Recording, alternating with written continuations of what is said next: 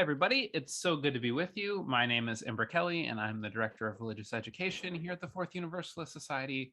And I'm so excited to sit down with one of our affiliate ministers, Reverend Mark, who talked today about universalism. Reverend Mark, it's so good to sit down with you. Thanks for inviting me. Appreciate it.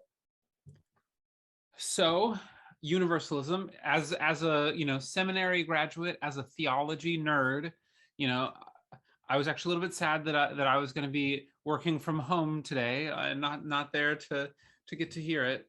But I'm excited about it because to me that's a really exciting topic, but maybe not like the normal everybody's thinking like today what I was wondering about is what is universalism. So why this topic? Yeah, well, it's something that I am passionate about. Our congregation specifically has a long, history. We were started in the early 1800s as a Universalist congregation. We're the fourth. There used to be seven. Now we're the last one in Manhattan.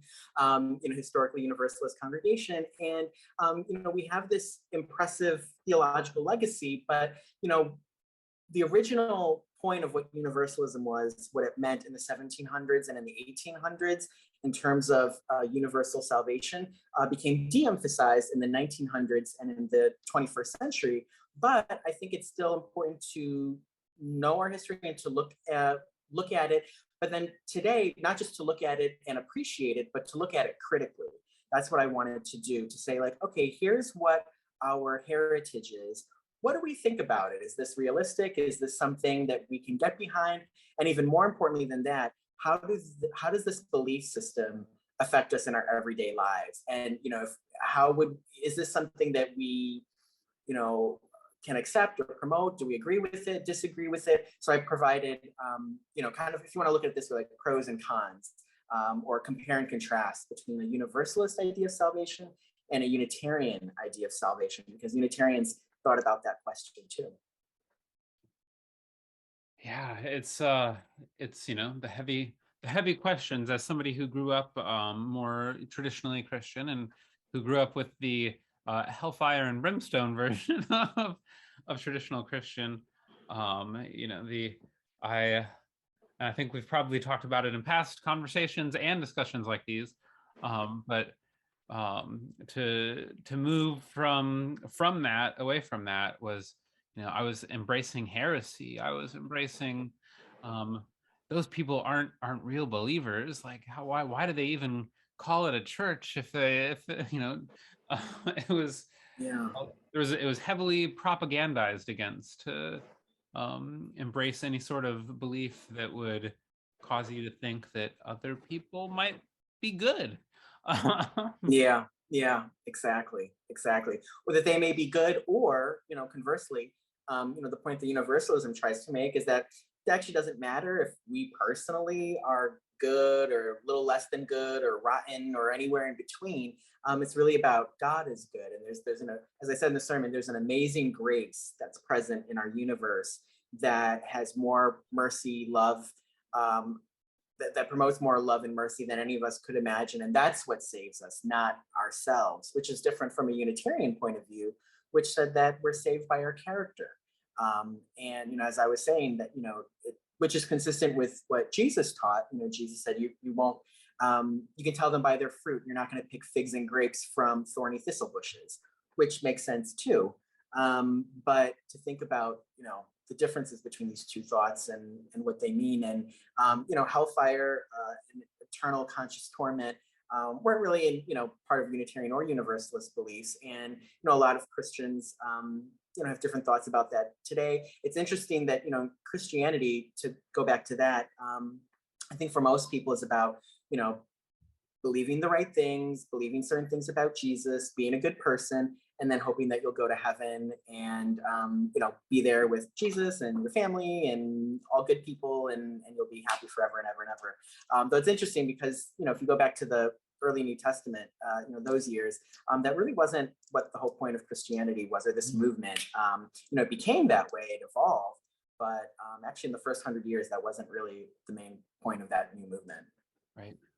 Yeah. I mean, it's gosh, but between the two of us, I'm pretty sure we could spend hours, just going over the theological history of the idea.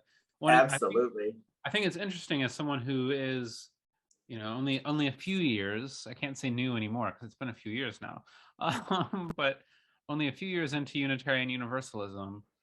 That when I feel like when it's being talked about, there's a lot of focus on as far as like the history side, that maybe a lot of the focus is a bit more on like the Unitarian side of the history. It's like, we had Ralph Waldo Emerson and the Transcendentalist, and even maybe leaning more towards like Origin as far as like the ancient history, and not Oh really yeah. looking at that there was lots of history of even fairly traditional Christians believing that there was no eternal punishment, like that was a pretty common belief.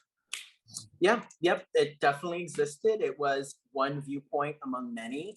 Of course, we know one thing we know about early Christianity is how diverse it was. It was really kind of a chaotic situation. There wasn't just like one way to be Christian. That happened later in later centuries. By the time you get certainly after the fall of the Roman Empire and the Middle Ages, but there was a lot of different viewpoints about that, and yeah, what happens in the afterlife, what saves us, how are we saved, who saves us, what does that look like? Of course, again, not to get too off topic, but especially during the first century, the point was, about saving it was about saving the nation of Israel from Roman occupation and recovering this kind of the nation. But and there's thoughts about resurrection and things like that. But as time went on and Jesus never came back, and people didn't really believe in our personal resurrection as much as just like going to heaven. And so these ideas developed, and here we are now trying to sort it all out. But yeah. I thought it was really interesting you said there, though, at the beginning about how you structure this so that, Unitarian Universalists, those of us in this congregation, at a historically Universalist congregation, even if these aren't ideas that necessarily resonate with us, that they still are a part of our history that we should understand if we're going to understand ourselves better. I think it's important for communities to understand the theology that came before, to understand what were the things that brought our forebears as a community together. I think it's Yeah. a question to ask. Yeah, it's I think it's important to ask because not only is it interesting from a purely theological or philosophical point of view, but again, how do we live our lives every day? And that's why, in the sermon, I gave this example of a beautiful piece by Jennifer Finney Boylan that I read last year, that she talked about her experience of, coming out as transgender to her mom, and them together having dinner and having an experience with a transphobic waiter. And the mom was not bothered by the waiter's comments or attitude. And so after the dinner, Jennifer says to her mom, wasn't that embarrassing? Like, he treated us badly. We're paying customers. We're strangers. Why, that it's just not right. And the mom explained that maybe he didn't mean it, not because he didn't mean it in that moment, but like, this is a person who, yes, was rude and arrogant and hateful and all these things, prejudiced, whatever. But he's a person who could grow.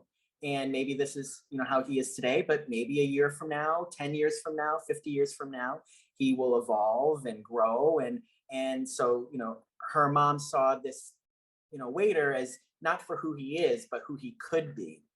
And that's what universalism is. God sees us not for how we are, but how we could become one day, even maybe not in this life, but maybe in life after death, we'll grow. So it just makes me think, about, our everyday lives. Do we see people for who and what they are, or for what they could be and become? And then is that a good way to live, or is that wishful thinking, right? And that's something that we need to think about. So for folks that might be interested, was there any text that you really, drew from? Is there books that you'd recommend if somebody wants to learn a little bit more about universalism? I would say honestly, there's so many resources out there. To anyone who's interested, I would just say just go on your favorite internet search engine and just type in universal salvation, or type in salvation by character, which is what Unitarians were preaching, and see what comes up. It's amazing how many things are out there online. So I would say go on your own treasure hunt, and to do that through Google or whatever search engine that you use. Reverend Mark, thank you for this message and for taking the time to sit down with me today. My pleasure.